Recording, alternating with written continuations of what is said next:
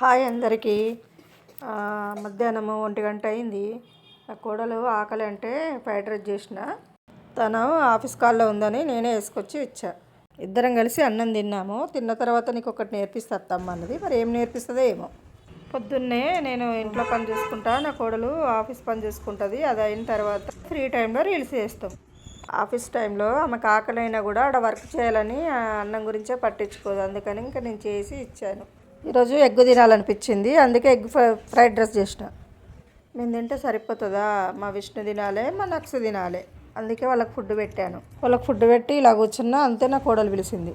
ఇందాక నా కోడలు ఏమో నేర్పిస్తా అన్నది కదా, నా పేరు నేర్పిస్తా అన్నది. 5 సార్లు చూసి రాయమన్నది, ఒకసారి చూడకుండా రాయమన్నది. సరే అని 5 సార్లు రాశాను. తర్వాత చూడకుండా రాస్తున్నా. ఇదిగోండి, నేను చూడకుండానే నా పేరు రాశాను. ఎలా రాసా చదువుకున్న తర్వాత ఇక సొరకాయ పచ్చడి చేస్తున్నా. దీని రెసిపీ కావాలంటే రేపు వచ్చే వీడియో చూడాలి. తర్వాత నా ఫ్రెండ్ కాల్ చేస్తే కాసేపు మాట్లాడా. ఈరోజుకి ఇంతేనండి. ప్లీజ్ లైక్, షేర్ చేయండి.